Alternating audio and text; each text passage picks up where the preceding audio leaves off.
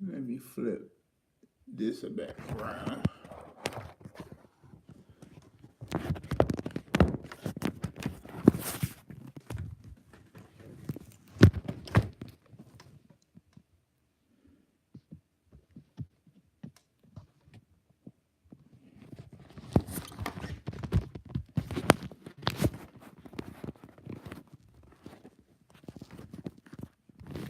How y'all doing? I know I'm kind of messing up here. It'll be all right though. That's why we live. Ain't nobody in here right this second.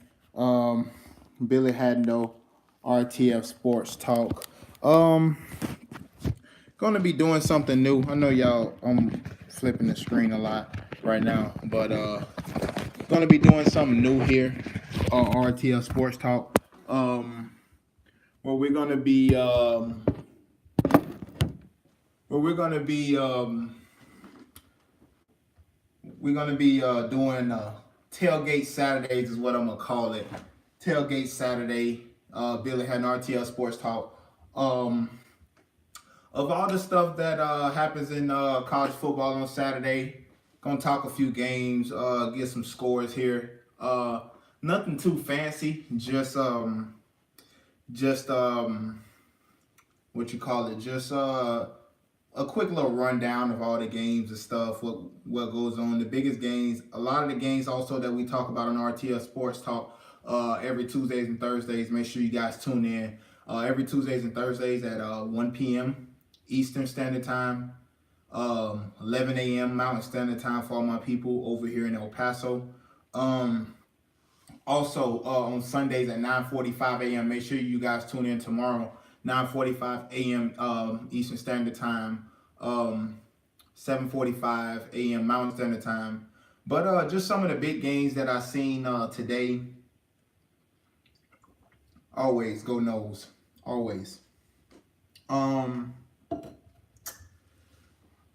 let's start off with let's go Michigan Penn State. That game went just about how I thought it would. Penn State has really been on the decline ever since that first loss to Ohio State. Seemed like when they lost to Ohio State, everything just went bad from there. Um, got Mike joining in here. Yeah, Penn State is trash, man. They I thought a few weeks ago, we talked about an RTL Sports Talk a few weeks ago about Penn State, or I did, and one of the questions was, what is a one-loss team that could find their way back into the playoffs? And I said Penn State, man, because they was playing really good at the time. I thought that they still had it going, but as of late, they just been down. Today, Michigan smacked them. I picked this game. I picked Michigan to win this game. And it went just about as expected. The offensive line from Michigan is playing amazing. They're outstanding. They the defense has been the defense has been, I mean, playing absolutely amazing. Shea Patterson seemed to have his feet together. He's getting his footing in that Jim Harbaugh offense since that first game of the year against Notre Dame. By the way, Notre Dame kind of struggled a little bit tonight with Northwestern. I think they got out of that game, if my memory serves me correct, as I got my remote control all the way over here on the bed. If my memory serves me correct, they won that game by 10. They really struggled in the first half. Ian Book got it together coming out in the second half. He threw a nice ball in the end zone to start out that third quarter. And they got that offense rolling. I feel bad for my Seminoles, man, because next week we got Notre Dame, and we didn't look that good today against. We didn't look that good today, and it's just Willie Taggart's offense is terrible. But Notre Dame barely escaped as we watching the LSU Alabama game right here. LSU has just been outmatched. They've been outmanned. This is how this game I thought would be. I've been saying all year long, and as well as a lot of people, Alabama is the best team in the country. I don't see I don't see any team beating them. This Alabama team is a well-oiled machine. You got Tua Tagovailoa, who really he on the last series just scored about a 50-60 yard run. So this Alabama team looked like they rolling. LSU got the ball right now. There are 13 minutes left in this game. Where LSU got the ball. And this is the reason why I didn't pick LSU to upset Alabama. I mean, you got Burrows, who I didn't think was a good quarterback. I've been saying it all year. Is he an upgrade from what they previously had and Jefferson and all these other guys?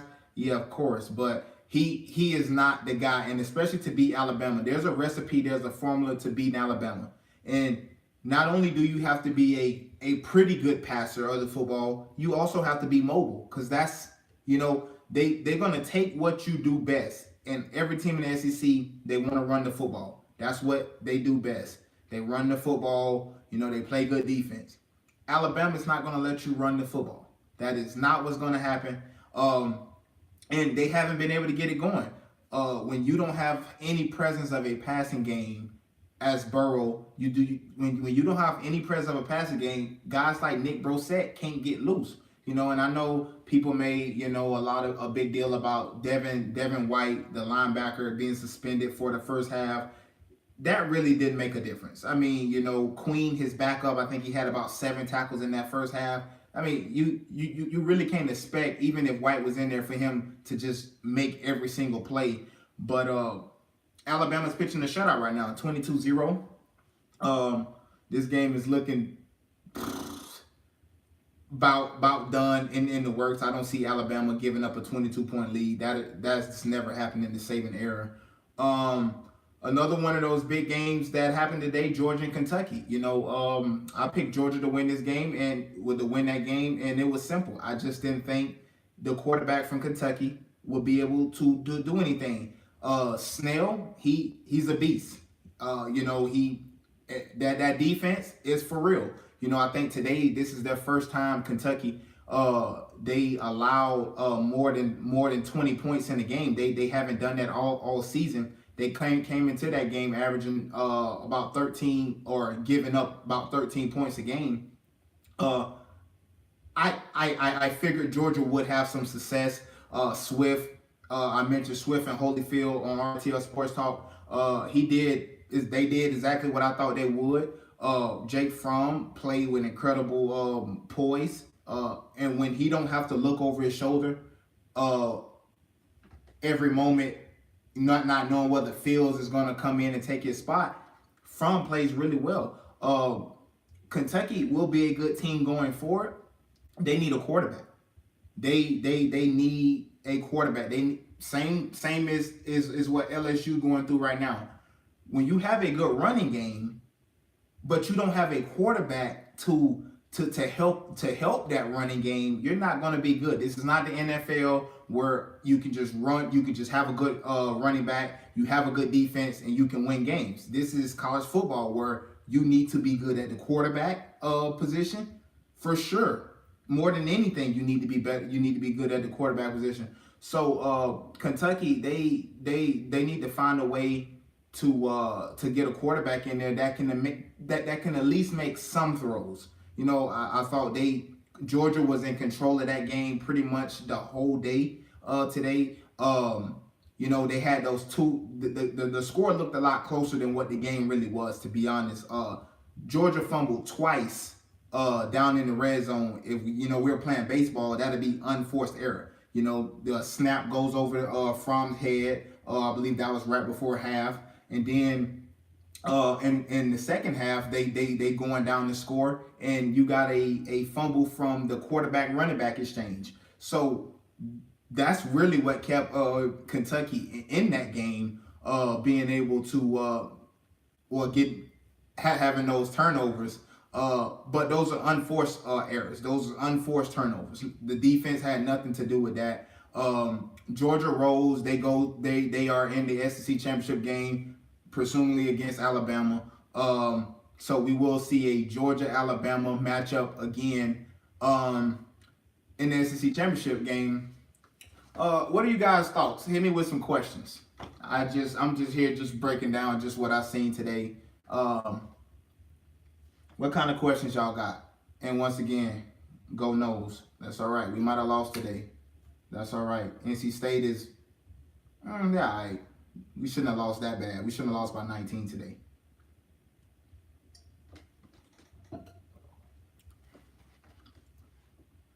What y'all got for me? Oh shoot, y'all been having I haven't even been seeing y'all comments. My bad. Let's get Matthew. I don't know what Matthew at. Matthew's probably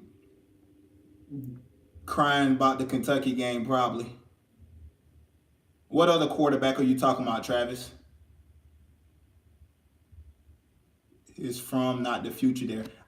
I think from is the future there. The problem is Fields come in and he's like their little backup. You know, he's their running wrinkle. Almost kind of like how Florida did with Tim Tebow and Chris Leak. You know, where Chris Leak was basically their passer, and when they needed a little spark or they needed a little wrinkle, they would bring in Tim Tebow, and that's what Fields is. I think that's the role that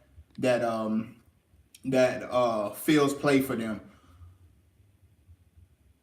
Notre Dame, I like them. I like since they made the change from Ian Book. I mean, from Winbush to Ian Book. I think that offense has looked way better. Obviously, when you have a natural passer back there, that actually helps. So Notre Dame, I think they for real. I mean, they could slip up. They still have USC. That's always going to be a tough game, Notre Dame USC. But I think they get into the college football playoffs. I don't think they lose a game. But I don't think I don't think that they primed to win it all. I just don't see that at all. Does Matthew talk too much? Uh, he's all right. I've seen people that talk more. I'm kind of long winded when I want to be. I just try to dial it back sometimes. But Matthew's pretty cool. He don't really talk that much. I don't know why my chat keeps going down. That's why I didn't even know you guys were even commenting there. What light skin?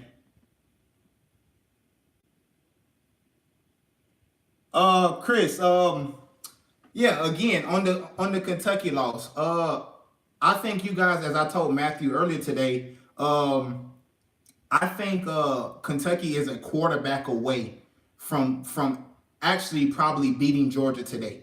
I think if you guys had a quarterback, I think that helps Benny Snell, because Benny Snell, that guy's for real. That defense you guys got is for real. The only problem is the quarterback position. When you can't get good quarterback play, no, I think y'all a quarterback away, Mike. That you seen it today. He couldn't make plays.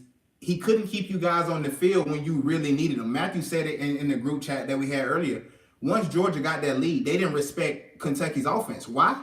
It wasn't because of Benny Snell. It's because of that quarterback. You guys, the quarterback position is so important. And if you can't throw the ball, you at least need to be like a Lamar Jackson, as Alabama breaks off about a 30, 45-yard run right now. He's not good enough to get behind. And once y'all got behind, I knew it was over with. Because when you rely on, as I said, SEC football is you run the ball, you play good defense.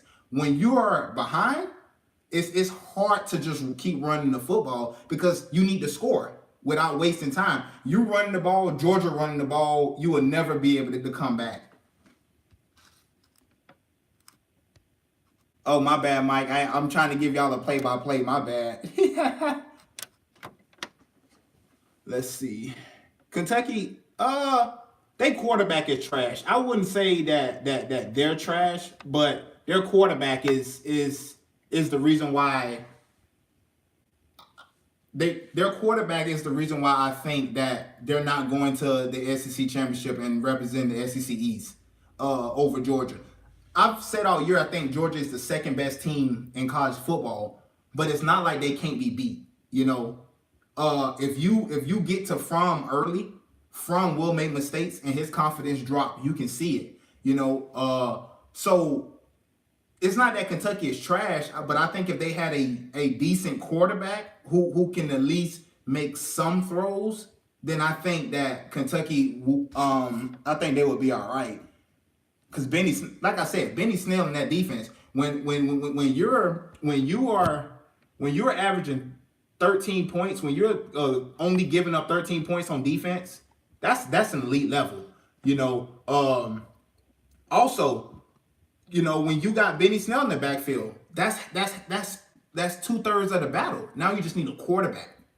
Because you can't depend on a running game every single game. Because there will be games where you will get behind. There will be games where you need to. I'm glad you mentioned that, Travis. That's the one I was forgetting. I meant to talk about that. I'm gonna get to that one right now.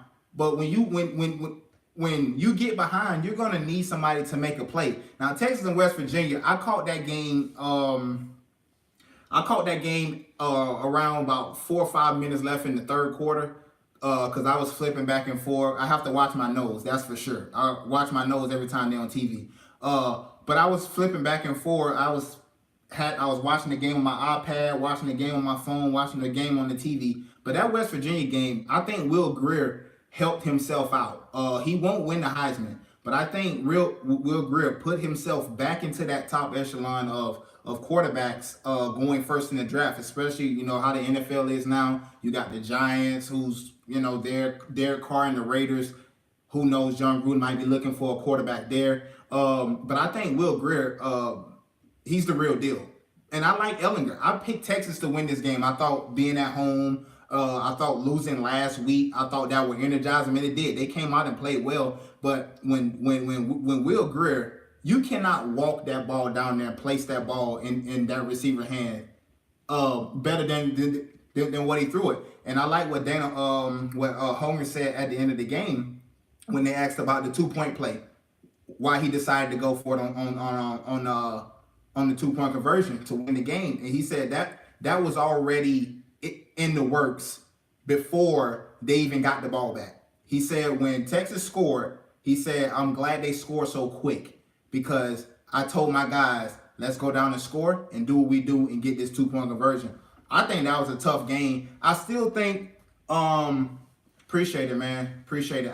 But I really think that that conference, that Big 12 conference, may be left out. Ohio State struck. Let me go get my remote because I need to be switching from this.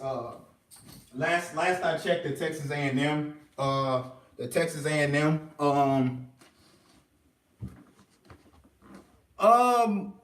Not sure yet. We always do the Sunday night game, the Monday night game, and the Sunday night game, the Monday night game. I'm not even sure who got the late night game tomorrow, but I know we also gonna do the Rams and Saints. Nah, I just got my pants pulled up, bro. These are sweats. But Sunday night, Monday night, and Pax Pay, yeah, for sure. Obviously that one. Saints and Rams for sure, obviously. But what was I talking about? Texas, West Virginia. Oh, Big 12. Rams Saints, yes, for sure. Rams Saints. I think with the Big 10 or the Big 12 struggling like they are, I think they also get left out. Yeah, I think the Big 12 is getting left out. I know Oklahoma was they were struggling with right now with Texas Tech. So I think the Big 12 is going to get left out. I think the Pac-12 also gets left out of the college football playoffs. I think the SEC gets 2 teams in. Oklahoma winning right now 35-31 in the third, 3:50 left in the game. I think Alabama gets in because I think they go undefeated. Clemson gets in because I think they go undefeated. They don't have any challenges in the ACC. I think the loser of the SEC championship game gets in.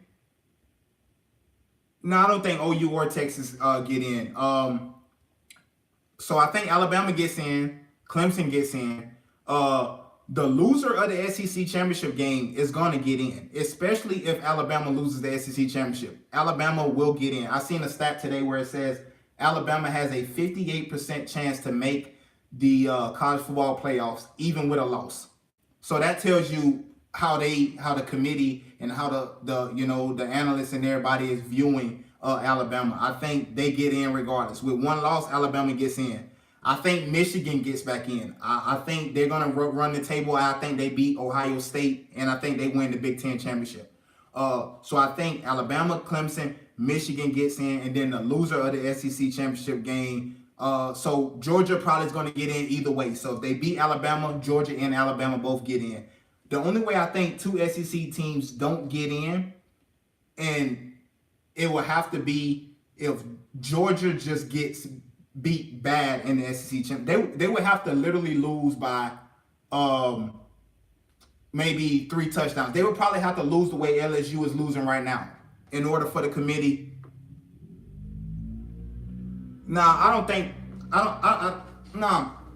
This was their time to stumble this week against Kentucky in that environment. So I think they get past everybody else. They get to the SEC championship game, they lose. They will have 2 losses, so that's gonna be tough. But like I said, the committee values the SEC, and they don't care about record. They showed you that right now because they had LSU at number 3. Now, I've said for the longest, the committee will do this. They will put teams up there that may not be as good as everybody think they are, just to see how they react with the pressure. Obviously, LSU is not as good as advertised, which I didn't think they was anyways. But the committee did it knowing that they had to play Alabama this week, so it really didn't matter.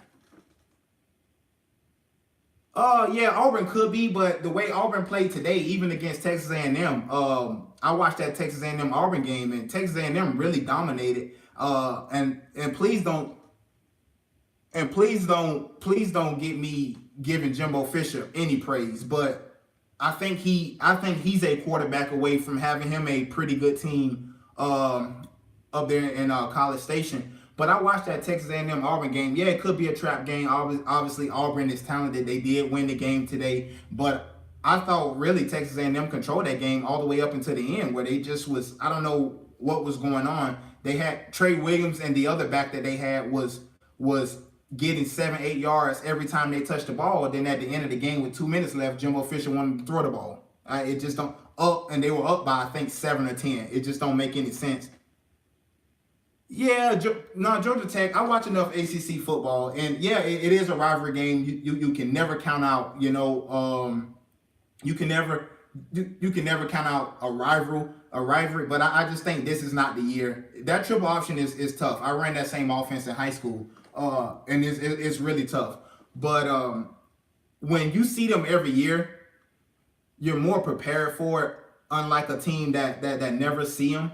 And I just think the way Georgia is this year, that team is nice. Second best team in college football, in my honest opinion. I don't think they fumble. They could fumble, but I don't think they will. And like I said, depending on how the SEC championship game goes, I think Georgia also get in. Yeah, they are really hurt on that offensive line. I think they lost a guard and a tackle today to injury. So yeah, they are really beat up on the offensive line, but they still rolled against probably one of the best defense in the country in Kentucky. I mean, I said that on the show on Thursday. This Kentucky defense is tough. These boys can really play. To hold anybody under 13 points a game, never allow a 20-point game at all this season, and that schedule that they have played, the teams that they've played, that's tough. And for Georgia to still go out there and do that to them, I don't think Georgia fumbles today. I just don't see that. This OU, it's not looking so. They in the lead right now. Let me flip it back to it. They're in the lead right now. I don't think they fumble though. But this does hurt their college football chances right now. But I don't think they fumble. I don't think they lose this game at all.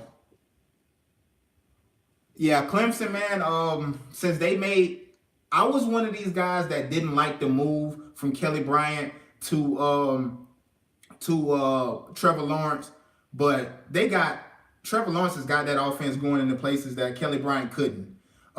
Travis Etienne, that guy is crazy. That whole defensive line, Farrell and Wilkins, Clemson is loaded, and they have been for a while.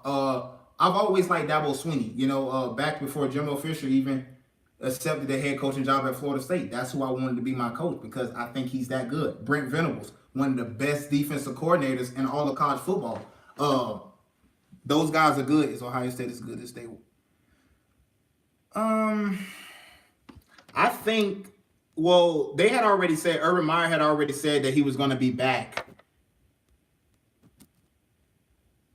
No, I don't think they fire Urban. I think something drastic would have to happen right now for Urban to be gone. And no, I don't think that they are as good as they were. Haskins seems to have taken a step back a little bit. At the start of the season, the first 3 or 4 games, he was my Heisman. So and he's taken a step back.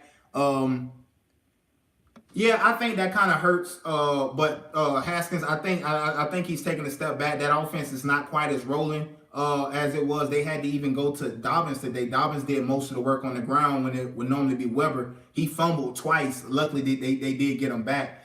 To your point, beating Florida now don't really look as good as it once did. They got beat by Georgia last week, beat by Mizzou today, struggled with Vanderbilt before. So no, that loss, the committee won't value that loss. Won't value that win anymore. We seen them do that before in the past. You lose a game, then and the team, especially the way that this Florida team has been playing lately. They benched Franks today, which is probably should have happened a long time ago. I think he was the one that was holding that team back. Oh my God, nice grab by Texas A&M on about a 40-something yard grab. Now they're on the 5 going in. 31-35.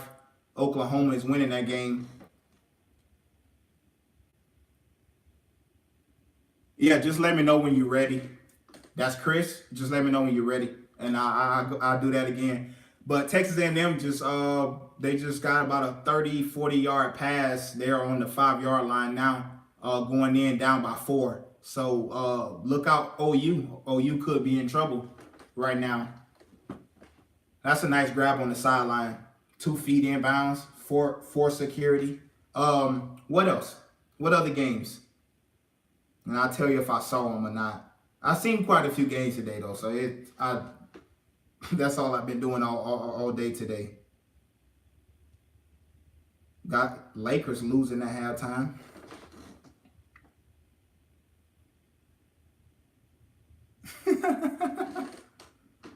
Appreciate that, man. Let's see.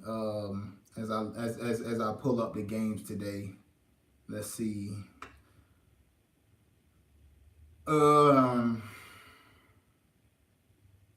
I did think Ohio State was going to lose today, though. They have really struggled. I didn't see this coming from them, but Ohio State is looking. It seemed like they peaked at the wrong time, and now Michigan is primed to take that Big Ten today. To take the Big Ten. So, that's for me. That's hard. That's hard to tell because the level of competition, the level of competition that they play. I think.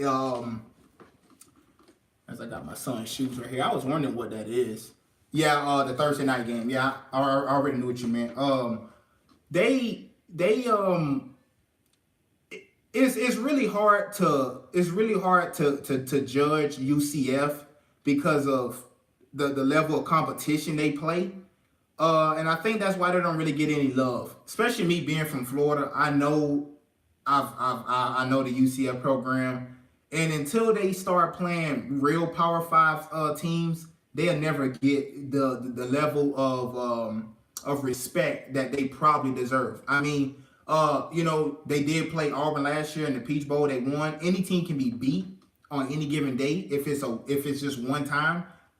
But I don't think long term. I don't think that they are there yet with some of the top teams. Um, Worst teams. I'm gonna go at home. I think Florida State. Florida State is probably honestly the worst team in college football right now, and that pains me to say, being a Florida State fan. But that offensive Willie Taggart it does not work. He gave up play calling duties today, so today was his first game. He didn't call plays. The offensive coordinator Walt Bell actually called plays. And I'll always say, man, when you're trying to be a head coach in the play caller, that works for some people. It don't work for everybody. Everybody can't do that. Louisville is another team. I just think is playing really bad. Penn State, man, although their record is they have a decent record. Like I said, since that Ohio State loss, Penn State really hasn't been playing up the par either. Nebraska, god awful. Even though they played Ohio State tough today, I think that Nebraska team is terrible. Tennessee is another team that I don't think is really good, but they can beat people. Obviously they got their first SEC win a couple weeks ago when they played Auburn. But Tennessee is another one of those teams that's just not good. Who else we got? Trying to think off the top of my head because I didn't do any notes for this. This is just right off the top. Just come on the show, give you guys an honest assessment of what I seen today. Who else? Who else could be just right off the top? Kansas. Of course you would. Of course you would throw them in there, Mike. Kansas. I haven't seen many Kansas games this year. Sorry, Mike. I don't really watch trash other than my Seminoles, but that's okay. What else we got? Let me pull this up on my phone, man. That way I can see the comments when they're rolling up. Because for some reason, when you guys comment, it just when you guys comment, it just it shows for like 2 seconds and then it just cuts off. What else? So much without Matthew.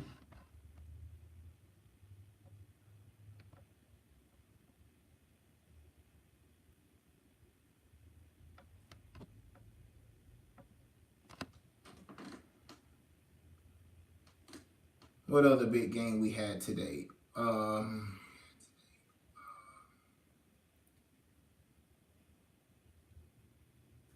me check this. See if this Alabama game have wrapped up.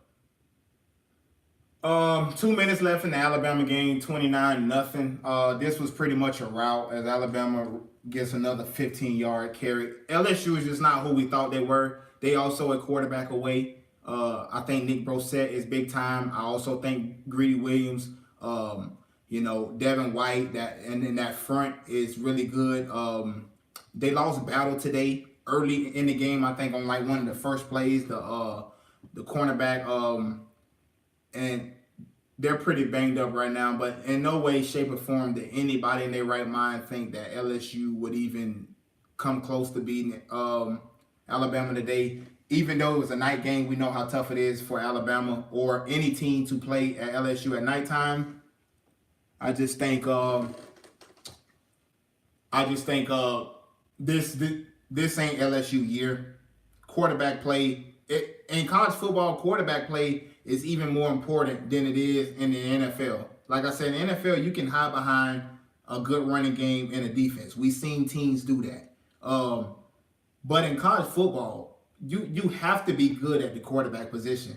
Especially, you're playing an Alabama team. All they're getting is Under Armour All-Americans, U.S. Army All-Americans, 4 or 5 star recruits.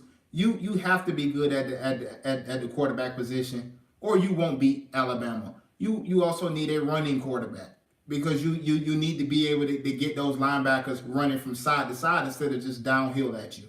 And LSU don't have that. Men are left in the game. This one is wrapped up. What else we got? What other questions?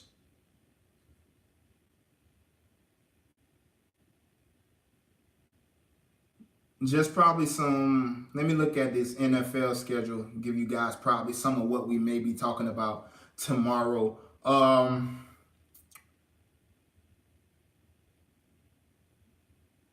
Steelers Ravens tomorrow, probably for sure. Bucks Panthers probably. Texans Broncos, that should be interesting. Demaryius Thomas, the newly acquired wide receiver for the Houston Texans, paired up with DeAndre Hopkins. That should be a fun matchup. Chargers and Seahawks. Seahawks has really been I think they've won 3 straight. So they are 4 straight now. They seem to be rolling. Rams, Saints, Packer, Patriots, and Titans and Cowboys on Monday night. Seem to be probably the slate that we probably gonna go with tomorrow. Plus we do the rapid fire, all the other games too. It's over with, Mike. 29-0, Alabama.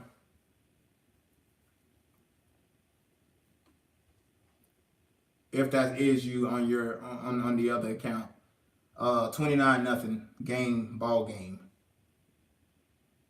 Texas Tech about to kick a field goal right now to go within 1. Start of the 4th, 14-48. The way field goal kicking has been so far. All right, 34-35. Oklahoma is in the lead by 1. 14-43 left in the 4th. Yeah, I hate Alabama too. But I think this is the one year that the committee probably got it right with Alabama. This is probably the one year that Alabama is actually as good as everybody say they is without throwing in, the name Alabama.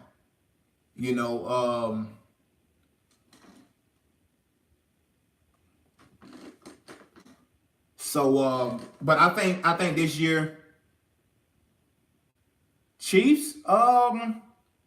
I like Chiefs. I like Pat Mahomes.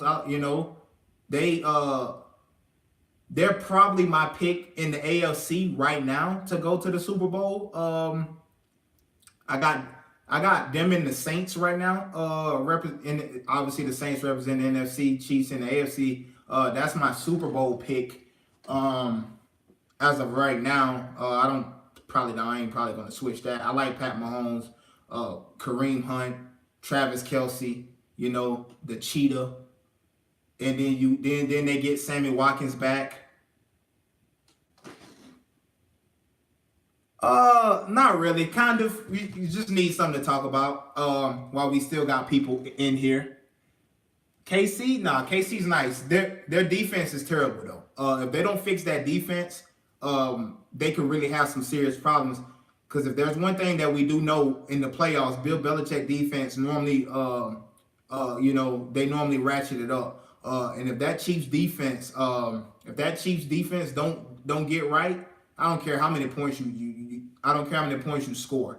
Because at some point you're not going to be able to score every single possession. It is the NFL. So if they don't tighten up, that defense could be the problem.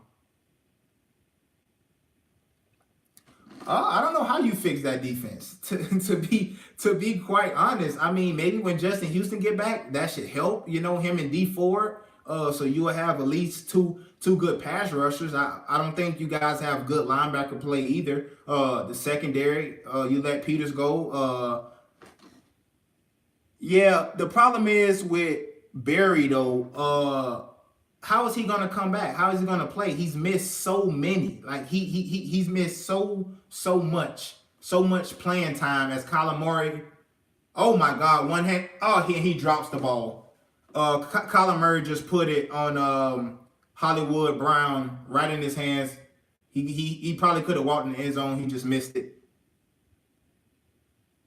Yeah, and that's what I'm watching the Texas A&M Oklahoma game right now, Mike.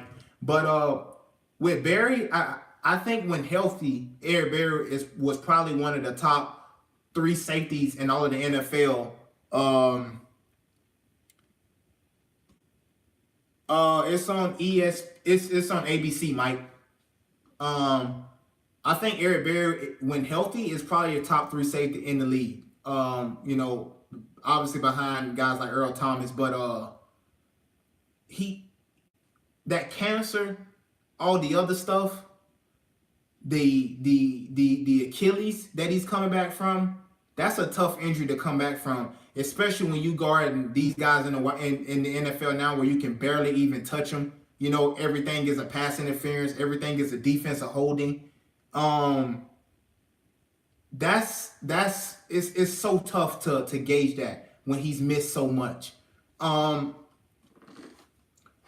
but I think that offense can score with anybody in the NFL. That offense can score with anybody in the league.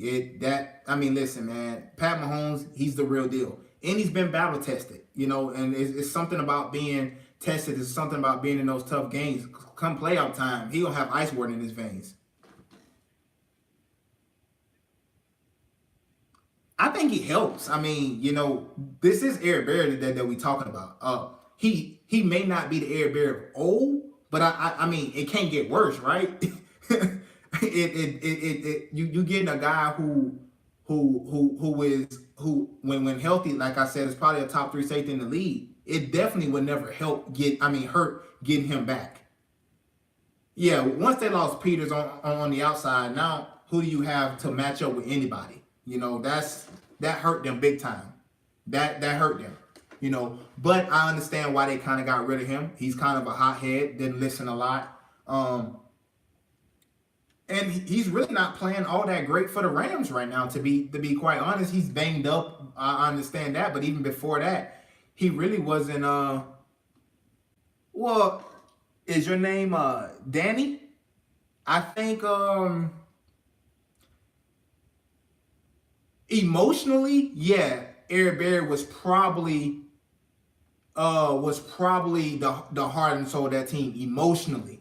But I think the best player once Barry, when he got the cancer, I think Marcus Peters was easily the best player on that team. He was the heart and soul.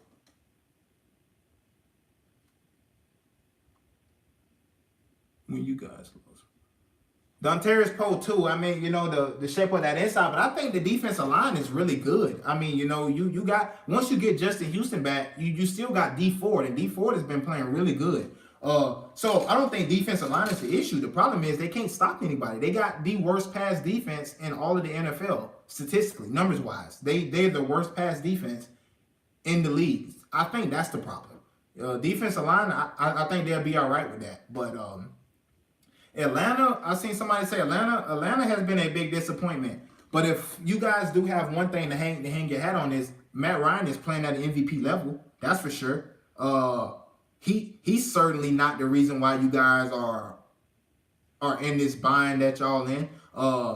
They playing against a Redskins team who is playing really good, who added Clinton Dix to that secondary. The Redskins already have the third best rush defense in all of the NFL. You add that with that pass defense, it's nice.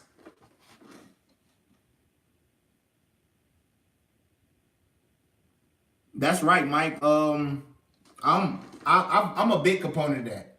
You can be the best defensive player all you want. Everybody was mad at John Gruden for getting rid of Khalil Mack, and I asked those same people, and nobody has ever. I asked those same people this one question, and nobody could ever give me the answer. How many playoff games did they win with Khalil Mack? How many Super Bowls did they win with Khalil Mack? They didn't even make the playoffs last year. So you it doesn't matter how great of a defensive player you are, and we know how great Khalil Mack is. I've said it many times. The only player in NFL history to ever make an All-Pro team as a linebacker and in a defensive end. I get that. But when you can't score points, it does not matter how good you are on defense. It just doesn't. I like to think they are. I know John Gruden came out and said the other day, last week or something like that, before the game, that Carr was they started going forward. I think that was just to keep Carr confidence up. I think the quarterback position is almost like a pitcher. Some of the most fragile people. I think Fromm, definitely not. I don't think he's the answer. Hold on, I didn't read your comment there. Let me go back. I couldn't see it. Oh, but Fromm, definitely not. But I think that John Gruden gave Carr that vote of confidence. Yeah, it was really a rout, Mike. LSU had no chance of winning that game. It was not even close. It was Alabama from the start. Really, I thought they might have had a chance because Tua looked to be really hurt on that very, very first series, and Hurts was already hurt. They say he was already in a walking boot. They showed him running before the game. He looked like he had the boo boo. So that game would have really been bad if Tua wouldn't have been able to come back. But yeah, it was most definitely a rout.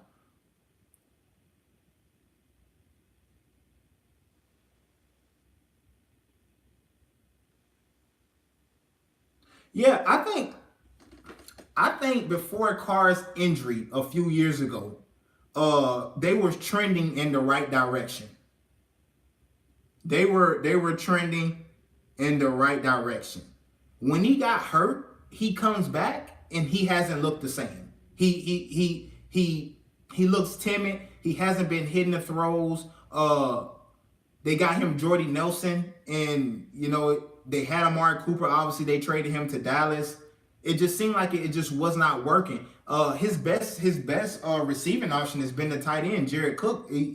That's who he seemed to have the most success with. But going forward, I don't think Carr is the long-term solution. I don't think Carr is a long-term answer within that franchise. I think they need to move on from him. I've been a big component of Justin Herbert, the guy from out of Oregon. Big, strong quarterback, 6'5". I think he's about 230. UCF, Mike, I said I don't think that they get the recognition because we really can't get a good gauge on how good they are because they don't play anybody. They don't play a good team. That's basically US. Not that they suck, it's just that they don't get the level of competition that a lot of these other teams are getting. Even Alabama, who hasn't played the toughest schedule so far. Yeah, they're all right. They don't suck, but I don't think they're as good as people say they are. But they don't get the recognition because they don't play good teams. So when you don't play good teams, nobody can gauge that, and nobody will want to jump you over teams like LSU, who's played kind of like a juggernaut schedule so far. LSU haven't played cupcakes. Or Auburn team. They really haven't played cupcakes. Michigan. It's hard to gauge when you're playing guys like Temple and whoever else is in their comp. It's just not good.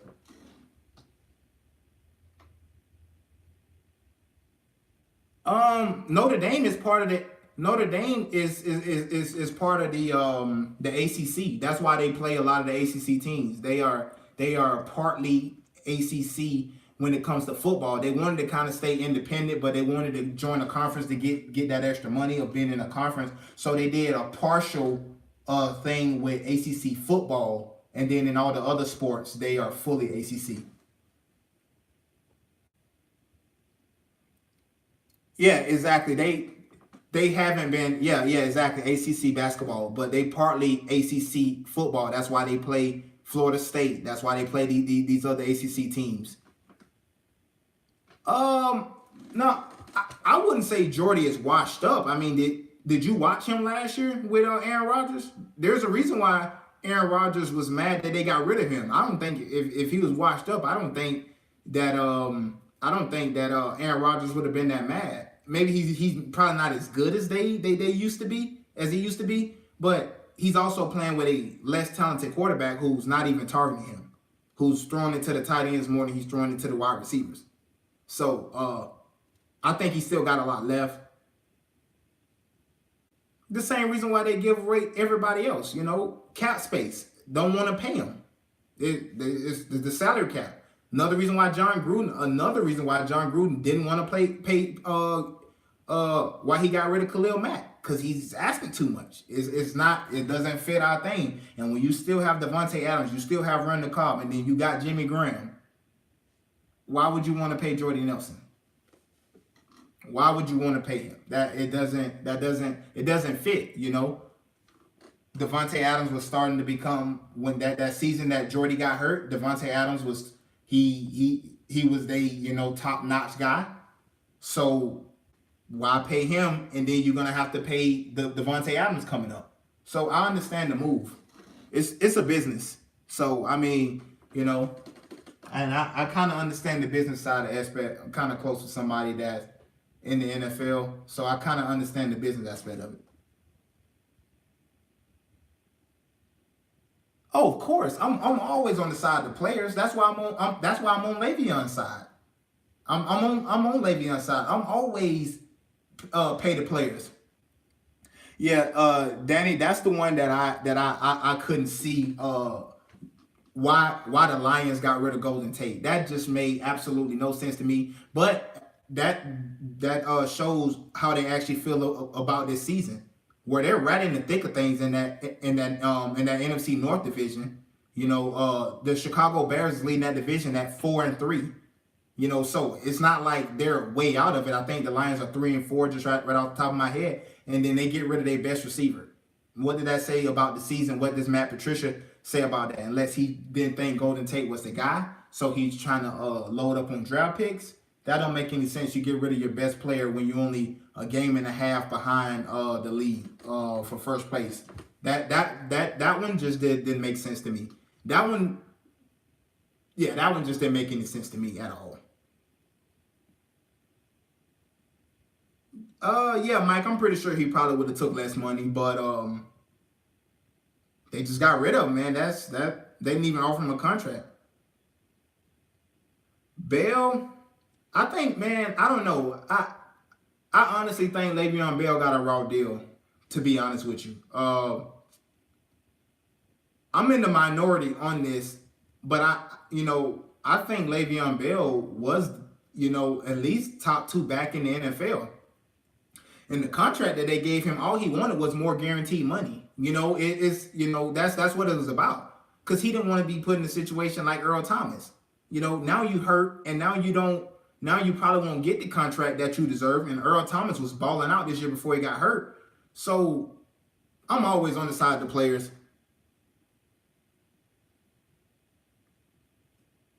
Yeah, that's true. Jordan Nelson, he's pretty level-headed. I think they should have paid him. But that's why I never get mad at the players, because you give your all to these organizations. You do everything they ask you. You come to work, you play hurt, you do all this other stuff, and then they get rid of you at the drop of a dime. That's why I never get mad at a player for holding out or whatever. But who didn't earn their money, Brandon? That's what I'm trying to figure it out. Who are you referring to that didn't earn their money? Because you can't be talking about Earl Thomas. You can't be talking about Le'Veon. You can't be talking about Jordy Nelson. So, I mean, who didn't earn money?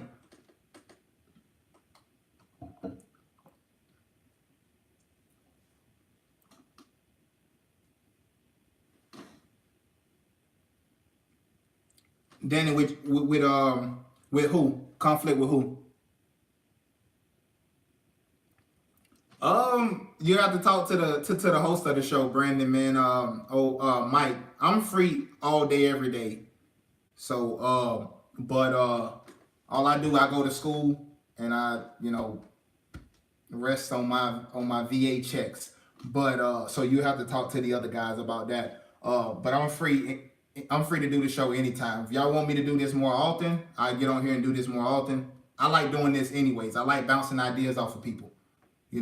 So If y'all want me to do this more often, I will. I can do this on Sunday nights after the football, after the NFL as well.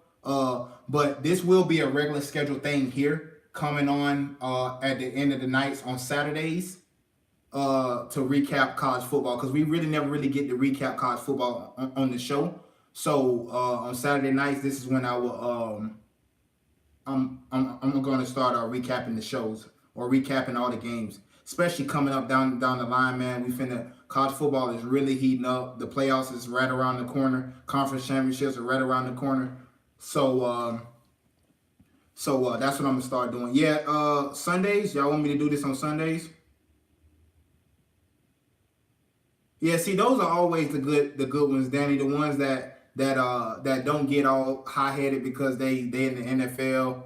Yeah, those are always the good people. Play update. Y'all want me to do that too? All right, cool. I put my son to sleep around 7, so we'll probably be good on that.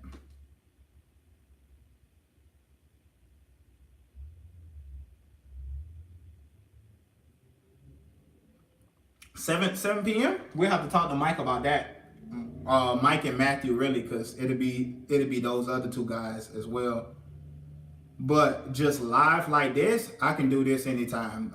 Like I say, I can do this anytime. Yeah, I like live as well, man, because people can. I like the interaction. I probably wouldn't be on here for an hour if it was just me talking. Just to a blank screen where I normally do. My podcast and stuff. Golden Tate and coaching staff, or Matt Stafford. Um, are you asking me like which one, Golden Tate? Yeah, I don't think Golden Tate is a number one either, Brandon. No, I don't think he's a number one, but he's a good slot option.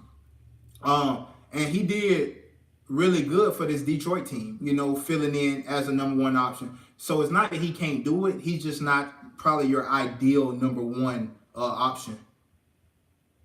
Yeah, exactly, Danny. He was number one for the Lions, and he did it well. I think he, I think he played it pretty well, especially as an undersized guy.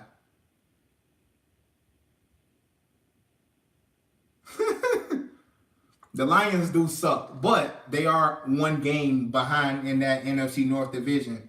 So hey, man, you got the Bears. Then I think it's the Minnesota Vikings, who I picked to win that NFC North division, and they looking really good. I like what Kirk Cousins has been doing. You sound like Matthew, man. Y'all always got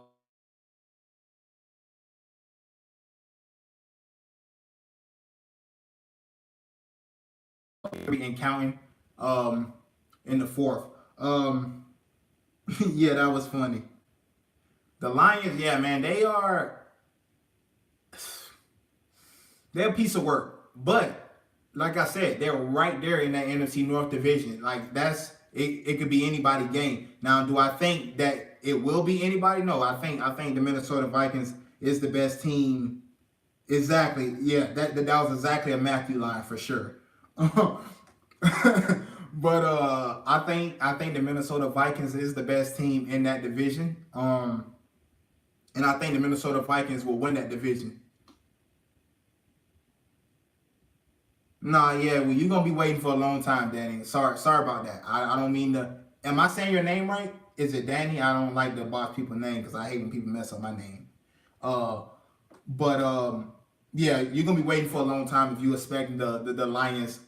Texas Tech just scored. 6:55 left. We got a game, folks.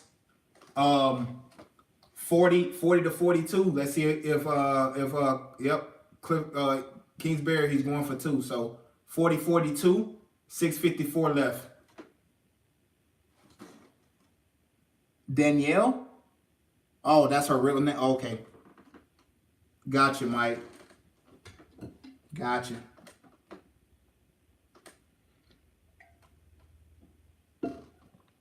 Yeah, I had heard the same thing too. That's why they let Texas Tech runs a reverse pass, picked off in the end zone. He may run this back. Looks like Oklahoma's finna get 2 points out of this. Interception return for a 2-point conversion. 44-40 Oklahoma getting the ball right now.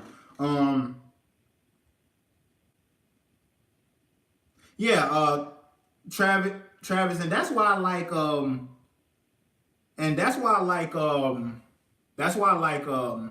college sports, man. I watch pro. Obviously, I'm a sports fan just in general, but that's why I like the college game, because these guys got so much going. They got so much to lose and a lot to gain.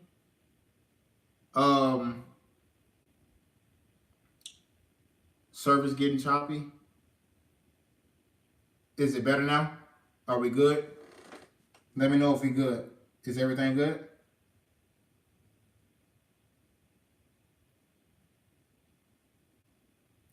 It's probably because I'm doing this on my iPad and it's not running off of service. It's running off Wi-Fi. So sometimes out here in the desert, it gets kind of, especially if the wind has been blowing. It's been really windy today.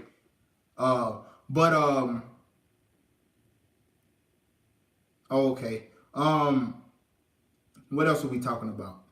Yeah. Oh, Golden Tate. Yeah, I had read some reports that he was having friction with the team. So that's probably their reason to get rid of him. Smart move, I guess. I just didn't understand it.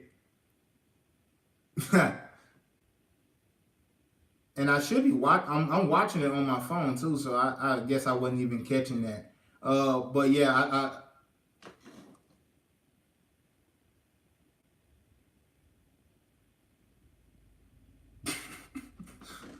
this guy must be related.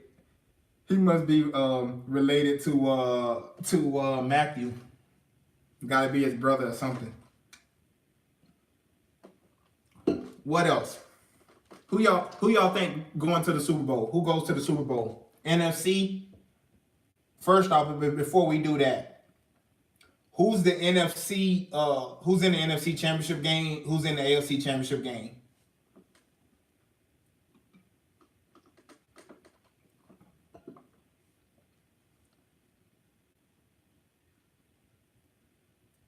I don't even know who is. To me, I think it's probably going to be the Saints and the Rams coming out of the NFC. AFC, I got the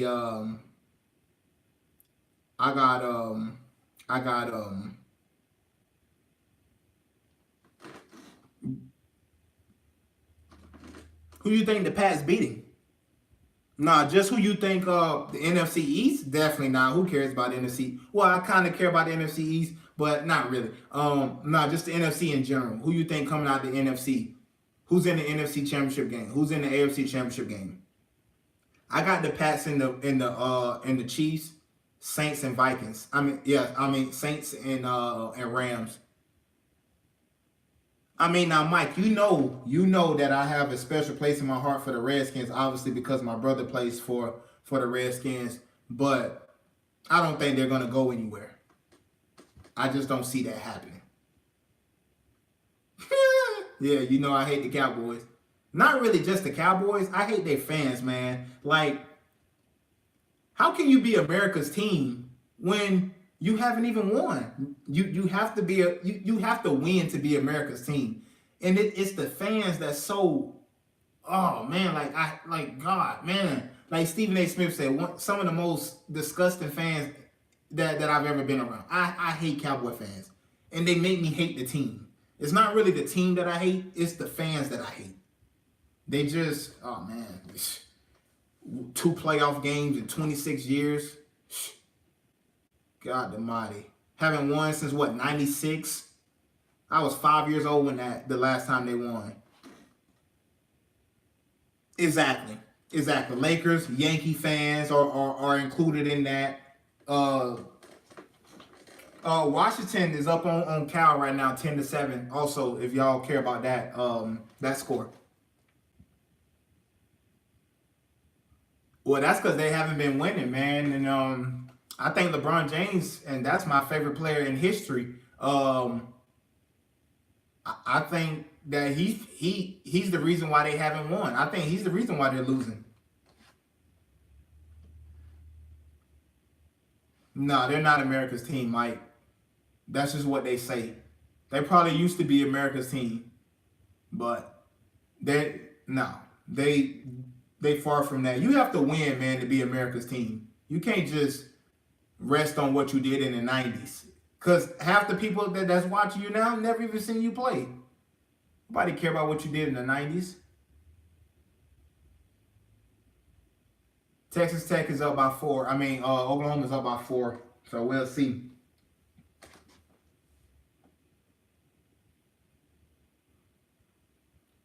Yeah, Saints are rolling right now, man. I think I'm gonna pick them tomorrow. I'm not sure yet. I still gotta do some homework tonight.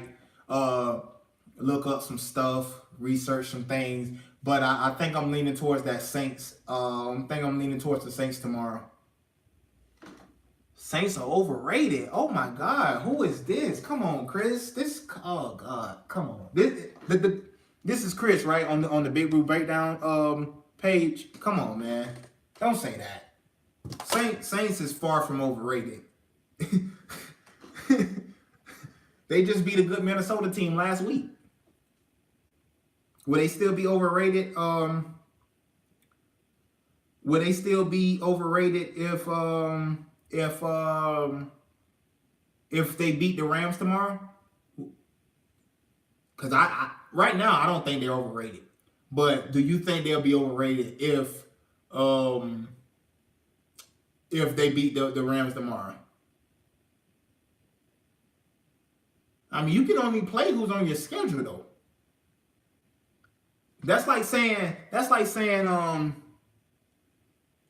please don't make me talk about my Browns right now. Danielle, please don't do that. I am a Browns fan, by the way. I know a lot of y'all probably may not know that. I am a Browns fan. They elevated the defensive coordinator, Greg Williams, and Kitchens, they elevated him to offensive coordinator. But Greg Williams is the interim head coach right now. But that's like saying Alabama is not good because they haven't played anybody. I mean, you watch the games, you see how good how good they are. So just because they might not play anybody, you can still see if they're good. Opposite of what I said about UCF, they never play anybody, and they're never really good. But I think the Rams. I mean, they just beat the Vikings last week. Let me pull up their schedule so we can do this together.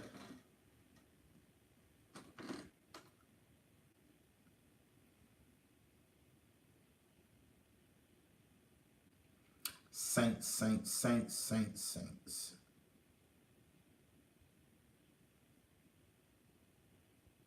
Lions, Vikings, what? The Lions, Vikings? Are you a Lions fan? Okay, so they lost the first. They lost the first week to the Bucks. They beat my Browns, which they probably should have lost that game. They played the Falcons, who is a good team. The record's just not there. The Giants, who also I think is a good team, they just not playing really good right now. Eli is not really up the par this year. Yeah, Drew Brees is playing amazing. Threw his first interception last week in that Vikings game. To that point, he was 13 touchdowns, no interceptions. Drew Brees has been playing amazing. They played the Redskins, who is 5-2, first in the NFC East. They played some pretty good teams.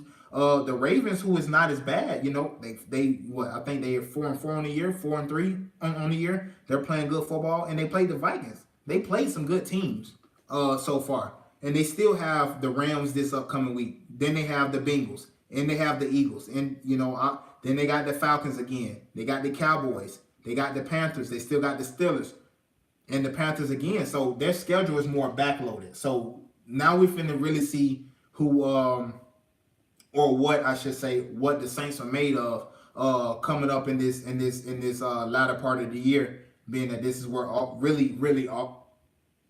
their tough games. Y'all really think the Lions and the Vikings gonna be a good game? Seriously? The Lions don't even have Golden Tate anymore. Who they gonna throw to? Marvin Williams or Marvin Jones? My bad, Marvin Jones. That game is gonna get ugly fast. Watch. Kirk Cousins. Mark my words. Kirk Cousins will have 400 yards passing, 3 touchdowns, no interceptions against that Lions defense tomorrow. Heisman top 4. I think Tua is probably the front runner. He threw an interception tonight, his first on the year. But I think Tua is still the Heisman favorite. Kyler Murray, I think is up there. I think Real Greer is there, but he's kind of like in the background a little bit. But I think just front runners probably Tua, Kyler Murray. People are probably, maybe you could still throw Haskins in there, although he hasn't played well. There really hasn't been a lot of just breakout stars this year in college football. Maybe you throw what's his name? Slipping my mind right now.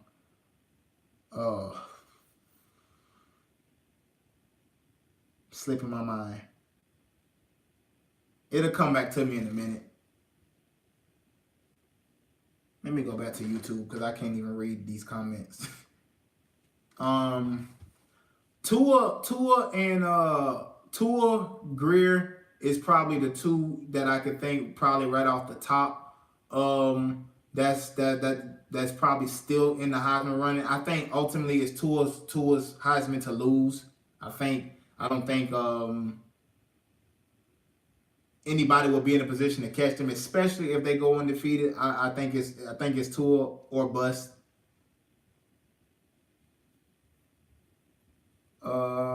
Now the Giants is not clicking.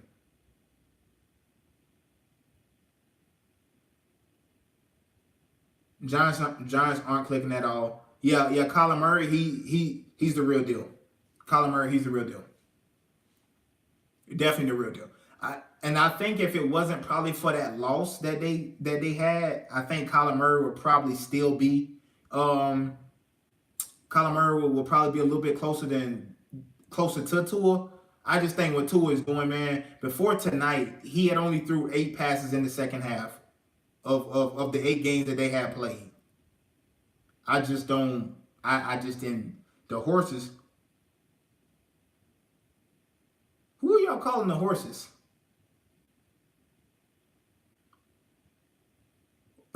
Who are y'all calling the horses? Oh, the Broncos. I ain't even catch that, man. I thought y'all were trying to say Texas versus the horses, not the Texans. Okay, Texans versus Broncos. I think the Texans are clicking right now, man. Deshaun Watson is really, really good. Then you have Lamar Miller in the backfield. Then you add that to Oklahoma just scored 50. The score now is 50-40, 2:51 left in the fourth. So Oklahoma's probably wrapped this game up. Hard-fought game by Texas Tech though. But I think Deshaun Watson is clicking right now. What do who have to prove, Mike? The Texans?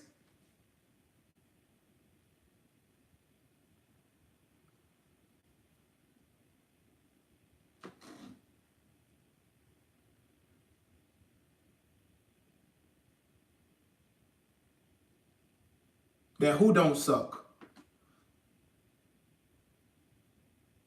Oh, Denver has something to prove. I didn't finish reading the comment. Denver, yeah, they suck. They done. Denver's done. And I knew that from the moment when they drafted Case Keenum that they were going to be done. Yeah, I had seen it, Mike, when I went back. No, Denver's done. Denver's done. That's why they got rid of Demaryius Thomas, because they knew their season was done. So now John Elway, he's just trying to stockpile draft picks. He's trying to do whatever he He's trying to do whatever he can to build up draft picks so he can get players in there. Um, so yeah, that's a done deal. Denver's a done deal. But on the other hand, you got the Texans who has a lot to prove. You know, Deshaun Watson since coming off that ACL injury. At first he looked kind of sluggish. Now he seemed to get his to have his feet up underneath him. You have who I think is the third best wide receiver in all of the NFL. Um, I think the Packers are not in rebuild mode. I think they just got rid of players that they didn't want. You know, the Ty Montgomery thing, we already know how that is. Why they got rid of him. Then Clint Dix, he really wasn't working out. So I don't think the Texans are in rebuild mode. The Jacksonville Jaguars, they got rid of Dante Fowler. I don't think they in rebuild mode. It's just that defensive line got really that defensive line just got really crowded.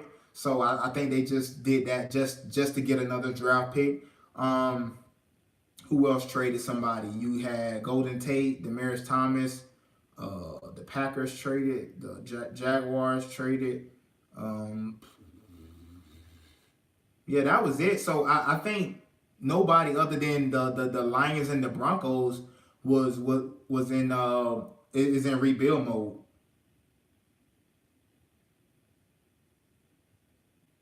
New top four, yeah, and I think Michigan don't just move up. I think Michigan probably jumps Notre Dame with Notre Dame struggling, with Notre Dame struggling today against Northwestern. So I think Michigan goes from 5, and they take LSU spot at number 3. So I think the new top 4 is going to be Alabama number 1, obviously Clemson at number 2.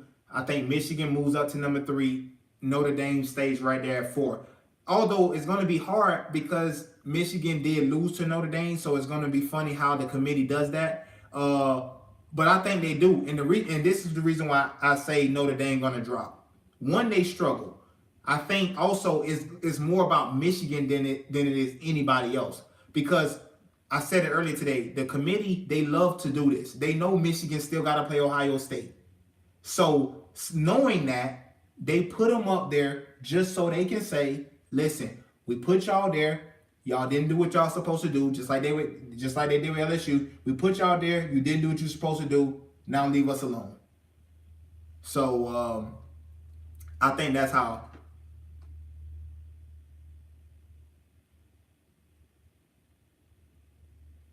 I don't even know what Matthew's doing right now. And it's 12 o'clock over there on the East Coast. I'm over here on the West. I'm over here on the West, so it's only 10 o'clock over here where I'm at. So, but yeah, I do think Notre Dame drops to 4. They didn't look impressive. This is the second week in a row that they didn't look impressive. And Michigan handled Penn State today. Handled them. I mean, that game wasn't even close. You know, so yeah, I think Michigan leapfrogs Notre Dame because the the committee don't really honor Notre Dame. If you see, they put a 1-loss LSU team over them. You know, so nobody really make a lot about week 1 because this Michigan team looks totally different than what they looked in week 1. So yeah, I think the committee drops Notre Dame.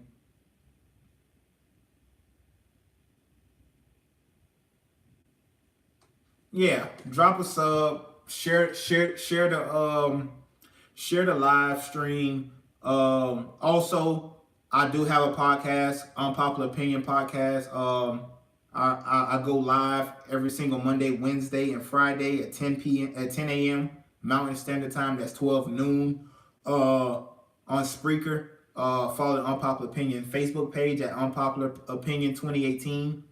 For all news for that show. Also, I will be joining the RTF Sports or the RTF production team. So you guys will be seeing that podcast through, obviously on the RTF production site. So what else we got here?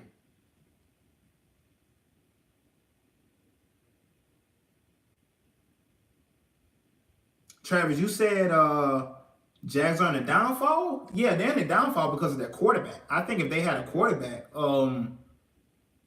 everything would be totally different in Jacksonville. I'm from Tallahassee. I've known the Jacksonville Jaguars for a long time. A lot of my friends from back home. Yeah, I'll be on YouTube live. I'll be doing that show live on YouTube, live on YouTube and live on Spreaker and iHeartRadio. But yeah, I will be doing a live YouTube for the Unpopular Opinion podcast.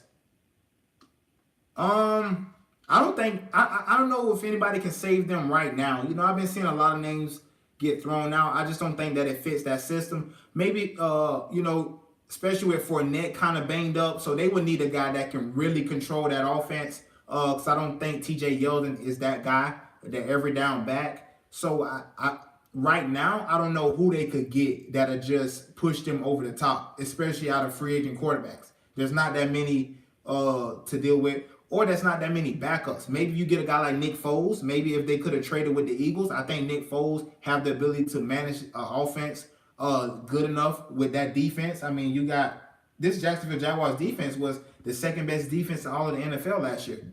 They didn't just forget how to play defense, but when your quarterback three and out, punt, turnover, and you know it brings the morale down to the team. You know, Jalen Ramsey talked about a lot of quarterbacks early in the year. He forgot to talk about his own. I think, you know, Nick Foles could have probably did something special with that team, especially how good that defense is. Look what he did with the Eagles last year. So maybe a guy like him, but just I don't really know how many other quarterbacks right now, free agent wise, that will push them over the top.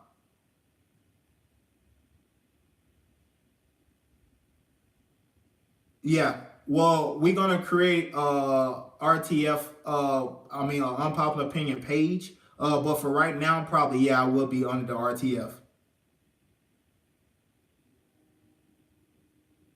Yeah, that's what I was asking earlier today. Do y'all want me to do this on Sunday? I can also do this on Sunday as well. Come on, probably like during the Sunday night game, or maybe at halftime. We can start at halftime of the Sunday night game and then just take it all the way through the end of the game.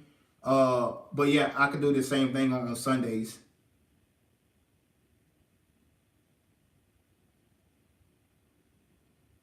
Yeah, that's what I'm trying, man. We're trying to get the viewers to the channel, trying to get raise the awareness to the show and all that other stuff. So but yeah, on Sundays, man, I can do this. I can do this on Sunday. We'll put it like this.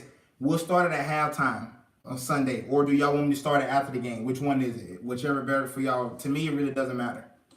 So we can do it at halftime. We can do it at the end of the game. We can do it whatever time that y'all want to do it.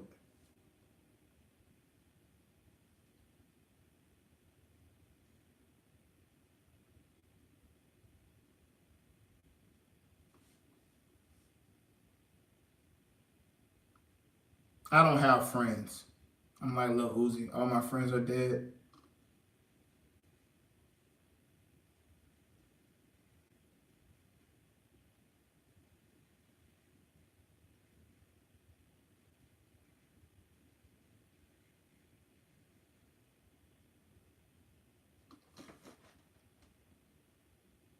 Hey man, Cheetos are good, man. I eat Cheetos with my son, so it that's I feel you on that. Cheetos is what's up. So you guys said the full game.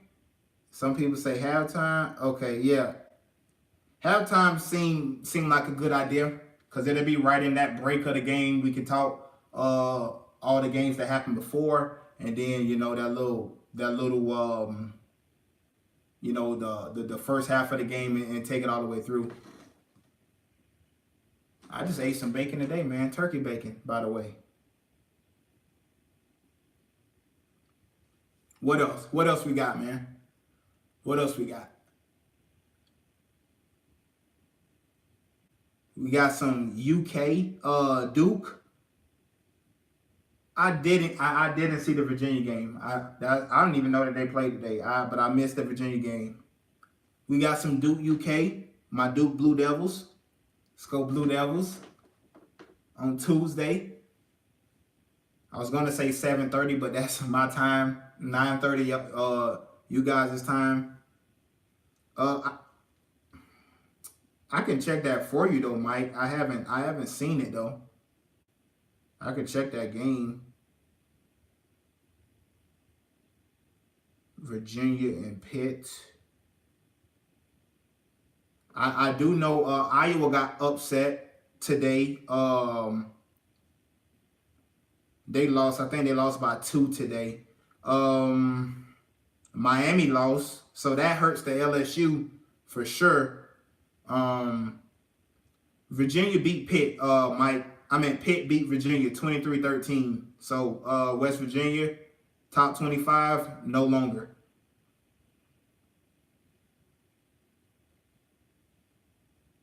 Let's see.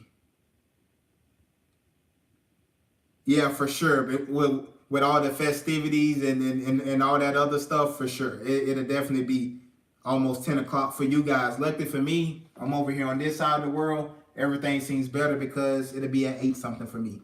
So I won't have to be up all night trying to watch a basketball game.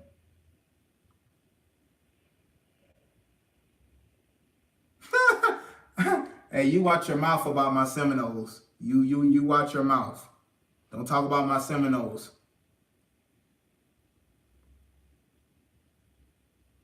Yeah, that's why I asked you guys. That's why I asked you guys, Danny, what time would y'all like me to go live? Because I know over here on my side of town or on my side, I'm 2 hours behind East Coast time. So what's kind of late, what's early for me could be late for y'all over there over there. So that's why I was asking, what times y'all gonna be ready for the game? FSU is playing pretty bad right now, man. They got to get it together. The penalties today, the defense is terrible. I think NC State only punted 1 time today, and that was with the game already in hand. Definitely not a good look. New top 10 though, Travis. I still got Alabama at number 1. Like I said.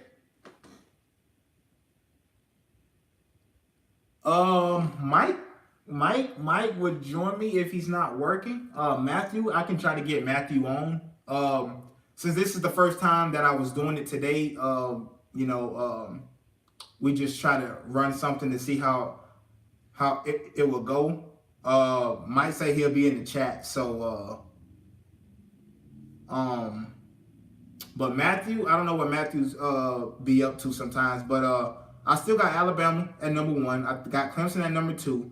Like I said, I will move Michigan up to number 3. I think Notre Dame is 4. I think Georgia took care of business today. I think they'll be 5. And I think the rest of the top 10, I think Kentucky moves out of the top 10. UCF is going to move into that top 10 now with the loss to Kentucky. But I think those are the only shakeups, just LSU and Kentucky, because those are the only 2 teams that lost today out of the top 10. So just a little shift around there. Other than that, I mean, I think it's pretty much set the same way. Just Michigan moves up to number 3 ahead of Notre Dame. That's what I would do if I was the committee. I know they're gonna don't seem like the committee value being undefeated, because if that's the case, Michigan wouldn't be number 3. Or I mean, they wouldn't be number 4. They'll be number 3. So I don't think the committee cares about being undefeated. So that's why I say Michigan probably moves up.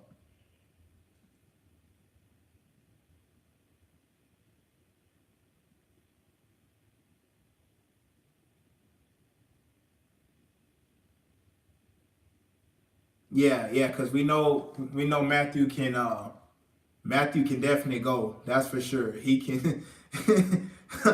That's my boy though. He can talk for sure. 4 long answers per hour. Oh man. Yeah, next show I'll try to get Matthew on. We'll see what Matthew got going on next week, so he can join us. Go knows.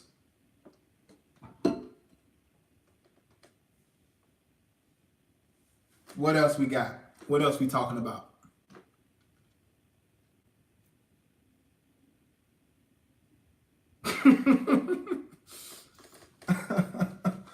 Oh man. Talk to himself in the shower. Y'all wild, man. What else we got? What big games we got coming up? What new stories that we had come out this week? We had the DJ Durkin that I think we were supposed to talk about that on the show on Thursday, but a lot of stuff kind of ran late with the trade deadline and all that other stuff. But how y'all feel about DJ Durkin? Bash Mike? Nah, that's my boy, man. I ain't gonna bash him. Um, how y'all feel about DJ Durkin? Y'all think he should have got fired? Y'all think he should have kept his job? What y'all think?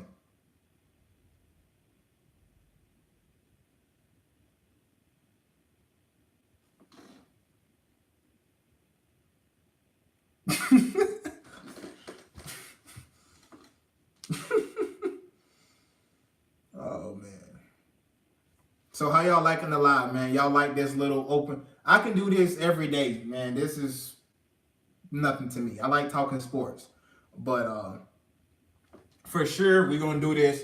For sure, we're gonna do this on Sundays, and we're gonna do this. I mean Saturdays, after college football, and we're gonna add in Sundays. I can do it on Sundays.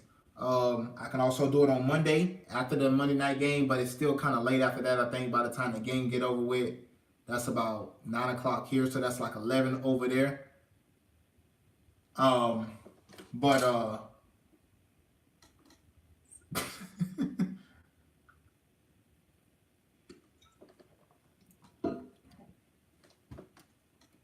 but DJ Durkin, we were supposed to talk about DJ Durkin, as I said, Sundays for sure. Yeah, we can do Sundays. That's a bet. DJ Durkin though, the Maryland coach who got fired, obviously, the guy, who passed out and died in the off season in Maryland.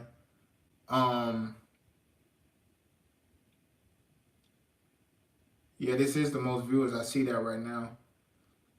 It's pretty good, man. I like the feedback. I like that y'all are also active in the comments. So that actually keeps me going. Cause sometimes it's just hard to sit up here and just talk. I can talk when I have the topics to talk about, obviously, but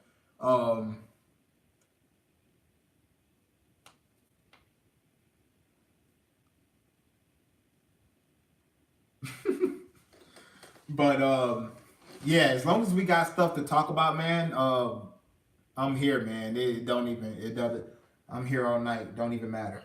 My son is asleep, so nothing else. Some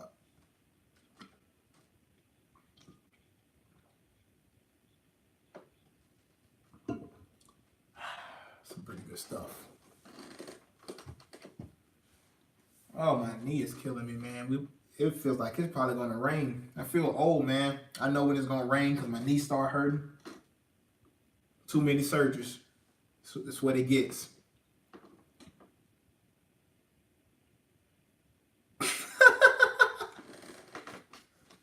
Hey, that's all right though, man. That's all right. You see this? It's all right. That's all right.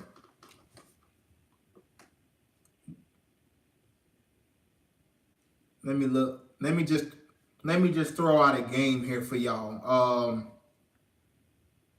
See who y'all picking. I'm gonna throw out a Sunday night. I'm gonna throw out a Sunday night game for y'all. I mean a Sunday game. Jets Dolphins. Who wins that? Jets Dolphins.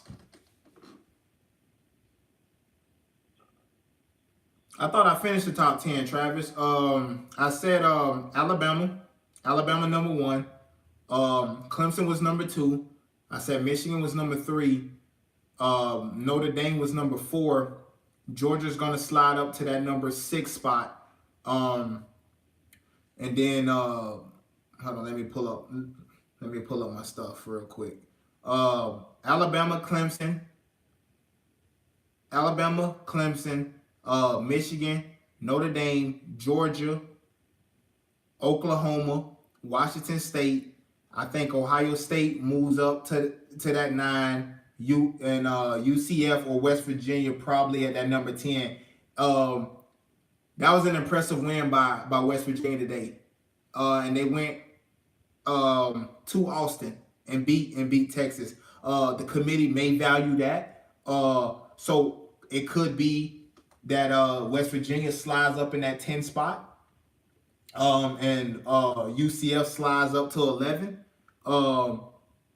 But I think the top 10 pretty much stays the same outside of LSU and Kentucky. Those are the only 2 teams that lost. So what is the committee going to do? Is they going to put UCF in there, or are they going to put West Virginia in there? I think West Virginia.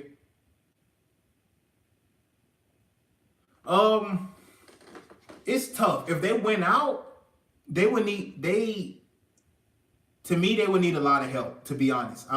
They win out, yeah. I think if they win out, that could help. You know, they have that one loss. They have that one loss, and the committee really don't value one-loss teams unless you're Alabama. Really, you know, unless you have a bunch of one-loss teams. Being right now that you have 3 undefeated teams, it is going to be tough for West Virginia to get in right now, because I don't see Alabama losing, as I stated earlier. I don't see Clemson losing, as I stated earlier. Notre Dame, I don't see losing either. And I think Michigan is going to run the table. So I think you get Notre Dame, you get the Big Ten champ, and then you get the SEC and the ACC champ. You could possibly get 2 SEC teams in if Alabama lose the SEC championship, because Alabama's getting in regardless. Alabama gets in whether they win out or they lose one game. Alabama's going to get in. And if Georgia and the SEC win, if the Georgia wins the SEC championship, they get in. You're not going to leave the SEC. You're not going to leave the SEC champ out of it. That's not going to happen. So, I think Alabama wins out, as I said, Clemson, Notre Dame, and I think Michigan gets in because I think they're going to be the best one-loss team. You know, their resume, you know, they have been to play Notre Dame, who will be undefeated by the end of the year, in my estimation. Then you're going to have the Penn State. You're going to have the Wisconsin win. You're going to have the Ohio State win. And then you're going to have the Big Ten championship win. I think Michigan gets in as long as they win out. West Virginia, as I say, they're going to need a lot of help, man. They're going to need a lot of help. Yeah, exactly. I don't think the Big 12 is, they have those teams, and then with Texas losing again today, you know, that'll be their 3rd loss. So that kind of weakens the West Virginia thing, but going into Austin, that was no small task today. And especially to get the win on the road with Will Grier playing the way he did, 3 touchdowns, no interceptions, 300 and something yards today. I think they are a solid team. They just need a lot of help to get in. So that too, the Big 12, they don't really show the Big 12 on TV like they do. Or if you do watch the Big 12, you're watching it on Fox. That's if you watch it on Fox, that's the only way you're really watching the Big 10. I mean the Big 12. Yeah, I mean, if you I have Big 10, Big 12, SEC, ACC. Nah, I think the ACC is the worst conference in football. I think the Pac-12 is the 4th best team in football. The 3rd, I would slide. I would probably slide. Oh, that's tough right off the top right now. Did you say the Big 10 is the best conference? Is that what you said? Hold on, let me look at the comments again because they're going away. Big 10, Big 12, SEC, ACC, Pac-12. I think the best conference in football right now. Yeah, I agree with that. I think the Big 10 is probably the best conference. Then I would say the SEC, then the Big 12, Pac-12, ACC. I like the Big 10. But the Big Ten is also going down now. Obviously, with Penn State looking as bad as they are, it's just all subjective, really. When you think about it, um, I think top to bottom, maybe the Big Ten possibly. The SEC. Don't get me started on the SEC, man. Me and Matthew argue all day about the SEC. The SEC is getting carried by Alabama, and it's only been Alabama for the past 10 or so years. It's been Alabama or bust in that conference. Now you got Georgia with Kirby Smart. Kirby Smart has built a pretty good program there. LSU is not as good as people say they are. Kentucky is overrated. I said that a few weeks ago. Me and Matthew was talking, and he said Kentucky is a top 15 team in the country, and I just don't see how he's seen that. Maybe they got one of the best defenses in the league, and I guess that's why he said that. Kentucky team as a whole, you're only as good as your quarterback, and they don't have a good quarterback. So it's hard for me to say Kentucky is a top 10 team just because you're ranked. And I said that about basketball rankings when we did preseason rankings. Just because you rank, that don't mean that you're good. A lot of these teams get ranked because of prestige and all that other stuff. Georgia won the SEC last year. LSU is good. LSU, as I said, I think LSU is overrated. LSU is overrated. Hey, man, Travis, I appreciate you for coming to the stream, though, man. I'll see you guys I'll see you on tomorrow night when I go live. Appreciate you for coming through. But I think the SEC gets carried by Alabama. Florida was supposed to be good. Now they got 3 losses. Texas A&M, they got 4 losses. LSU, they got 2 losses now. Kentucky, they got 2 losses, and I don't think that they as good as they were. But when you're winning, they got no choice but to keep you up there. But I think LSU and Kentucky are overrated. I think it's Alabama and Georgia that's keeping that conference afloat right now.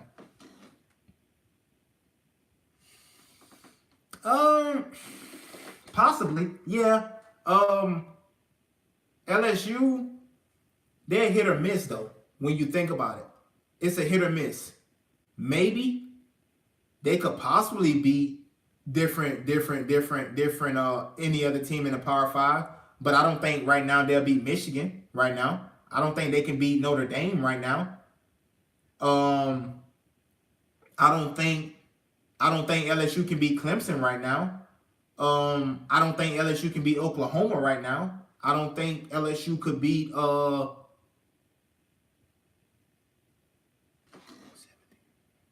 Yeah, that's what I'm saying, Mike. I don't think LSU could beat any other Power 5 team. I mean, they had a good run today, but they don't beat Michigan. I don't think they beat Ohio State, honestly, and Ohio State haven't even been playing that great. I don't think they beat Ohio State. I don't think they beat Clemson. I think Clemson would wax the floor with them. I just don't see that happening. Yeah, they can beat up on teams in the SEC because they play similar ball. Because if the teams get behind in the SEC, they don't have the quarterbacks to come from behind. But these teams that has good offenses, they can play with them. Why do you think Alabama always have trouble with teams that can spread the ball around? Because they're not built to do that. Yeah, they probably may have a good defensive back at this level, whatever. But these SEC teams aren't built for high-powered offenses. So if you're telling me LSU can beat any other Power 5 conference, I just don't see that.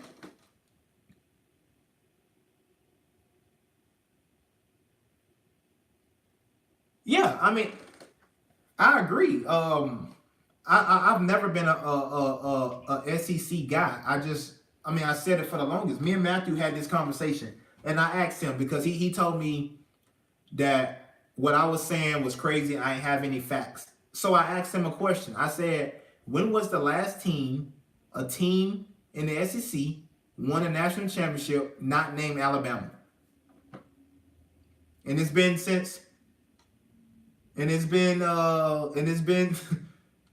Matthew don't like to go back and forth. He just like to have conversations. He don't like to, But maybe I can get him. Mike can get him riled up. Um, but I asked him what team outside of Alabama has won the national championship. When was the last time? And he told me, well, it was 2010. Well, that's 8 years ago. Nobody cared what you did 8 years ago. Nobody but Alabama, and that Alabama has been saving that conference. Alabama has saved that conference. 2010 was the last non-Alabama SEC national championship, and that was the Cam Newton year against Oregon. I don't know. Mike just know how to push his buttons, man. He know how to say certain stuff on certain topics, especially if we talk about Brady. If we talk about Brady, Mike know how to push his button. We talk about yeah, agree. Bama is SEC football. That's exactly what I'm saying.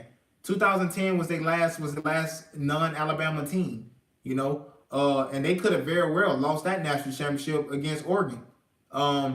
But it's been Alabama or bust in that conference. I've said that for the longest. It's been Alabama or bust. If Alabama don't win it, somebody else is gonna win it.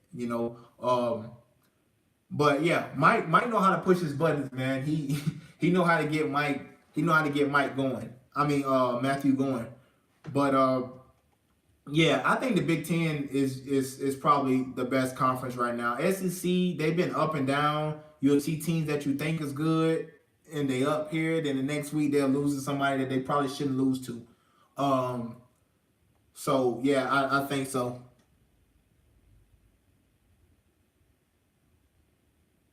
Oh yeah. When you talking about Gronk, he almost lost it.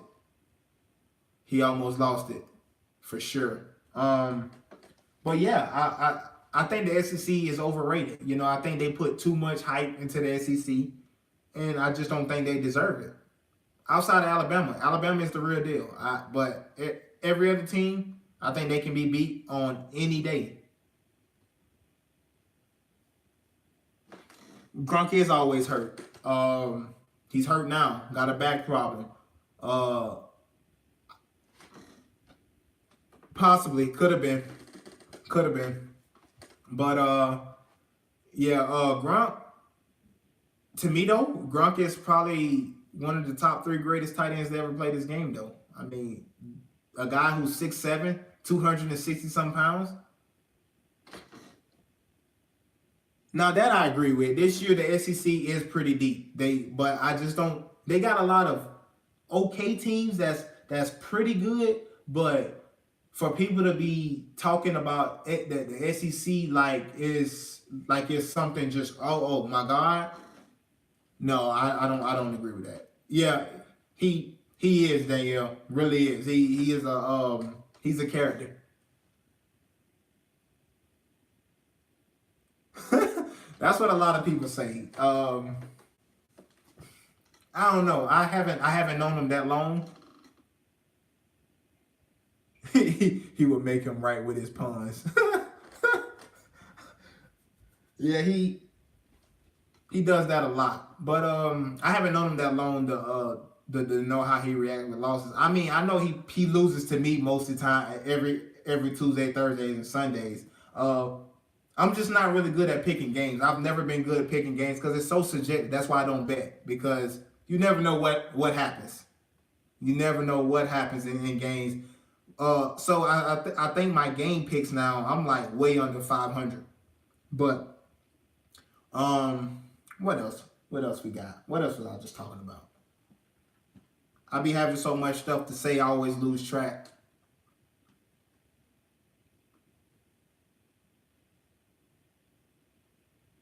That's a good point, Mike. That's a good point. Oh, and your Cowboys thing, Lord have mercy. Uh,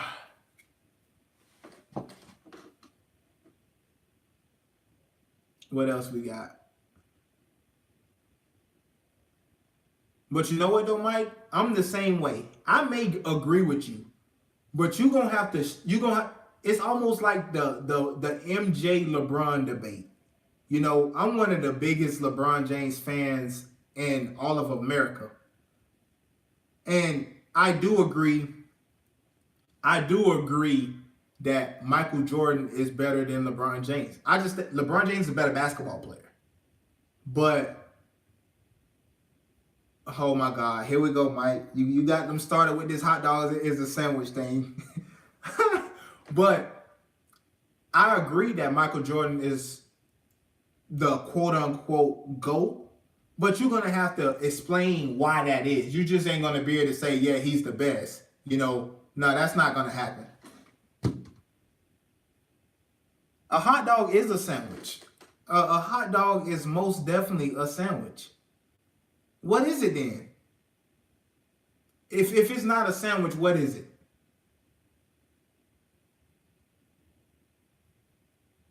Y'all got me joining in the debate. But yeah, I'm that same way. You gotta come with some real facts when you're talking to me about sports.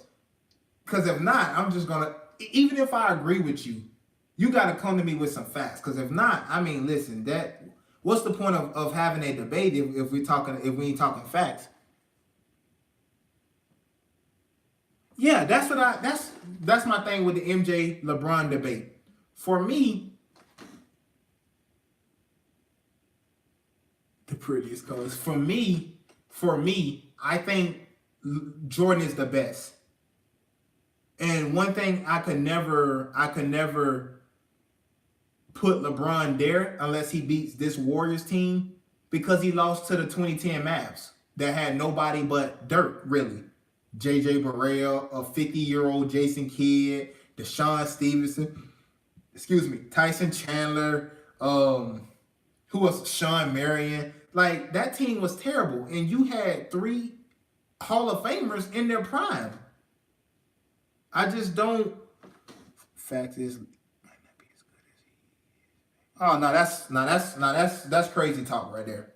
LeBron James would be good in any era. Any era, LeBron James would be good. Any era, LeBron James would be good. I'll put it this way. People don't realize how big and strong LeBron is, and actually how much and not really punishment, but how much contact he actually gets that don't get called. Like they've done specials on this about how they don't ref him. That's like saying Michael Jordan wouldn't last in this era, because in Michael Jordan era they hand checked and they didn't play defense with their feet like you're supposed to. You can grab and turn people with your hand and it wouldn't get called a foul. And it'll get called a foul today. So you're gonna adapt. If LeBron James grew up in that era, LeBron James will most definitely be able to adapt to that. Come on, man. Come on, man. That's ridiculous. That I can't even find no words to even say about that. Please stop it. No, please. Rodman played more defense with his hands than he did his feet. That's come on, man. This day and age is way better athletes than athletes Michael Jordan faced. Michael Jordan was facing guys that couldn't move. I mean, let's be real here, man. Let me ask you a question though, Travis. Do you think that he gets all the foul calls that he deserves? Do you think that he gets all the fouls that he deserves? Because this right here is going to solve the debate right here about that right there. Because do you think that he gets the amount of foul calls that he should?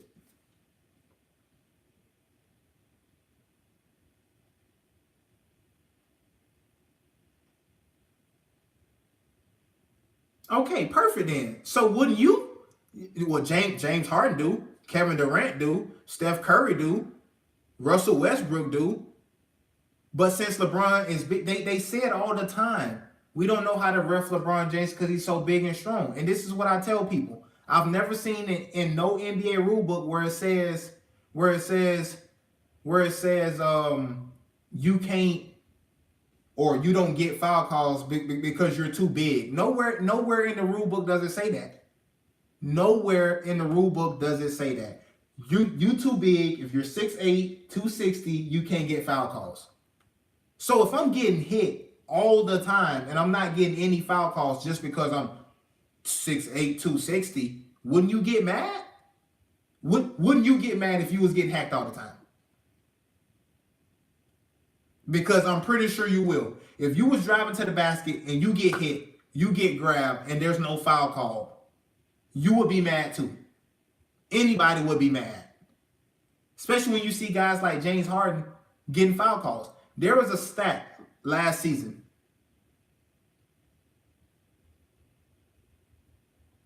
There was a stat last season. LeBron James drove the basketball more times than anybody in the NBA, far as frequency, the rate at which he done it, and he was in the bottom half of the NBA in getting foul calls and free throw shots. How does that make any sense? Yeah, I don't really agree with the crying, but I know why he does it. And the flopping, I know why he do it. Because of what we just said. You just said he don't get all the foul calls that he deserves, right? So if you're not getting all the foul calls you deserve, you're gonna do what you gotta do to get the foul call. So you need to see me fall on the ground for you to get the foul call, because obviously when they hit me, I'm so big and strong, I don't move. So you're never gonna call the foul because you're thinking that the contact is not affecting me. Yeah, true. Now that's the one thing that I've always said being a LeBron fan. LeBron could probably average about 35 points a game. Yes, yes, he did. Please don't say Mike didn't get fouled. Oh my God, don't say that. Please don't say that. Please do not say Michael Jordan didn't get foul calls. That'd be the most absurd thing that I ever heard in my life, to say Michael Jordan didn't get foul calls. The only difference is it's not getting called flagrants, or, flagrant ones and flagrant twos like it is now. Jordan got his foul calls. Oh man, don't do that. All right, Chris, see you, man. I'll be on the show on Wednesday. I'm gonna be on y'all show on Wednesday after Duke beat Kentucky, by the way. 60%? Come on. No, man, no. 60%? Come on. Are you kidding me? LeBron gets about 60%, maybe even less. Jordan? Come on, man. Jordan got so many foul calls, it's ridiculous. The only problem is you was allowed to beat players up then. You was allowed to fight. The Big Blue breakdown on Wednesdays with Mike, Matthew, and Chris.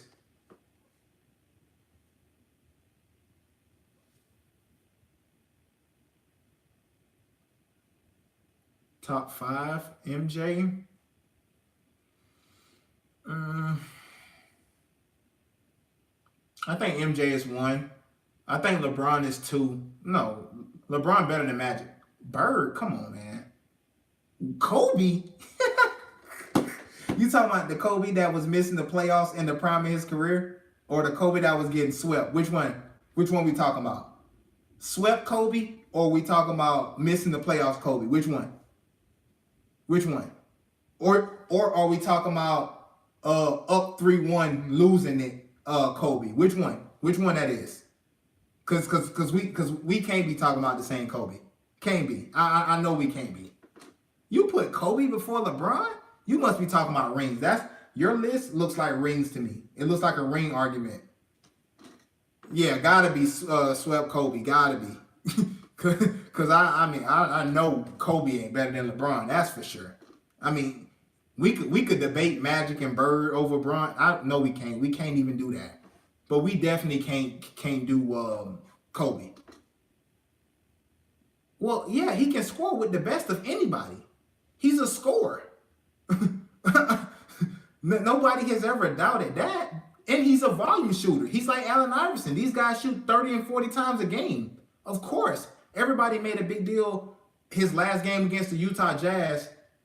Look how many shots he took to get to that. Guys was literally just standing there watching him shoot because, oh, it's Kobe, his last game. Oh, my God. Come on, man. Stop it. Stop it.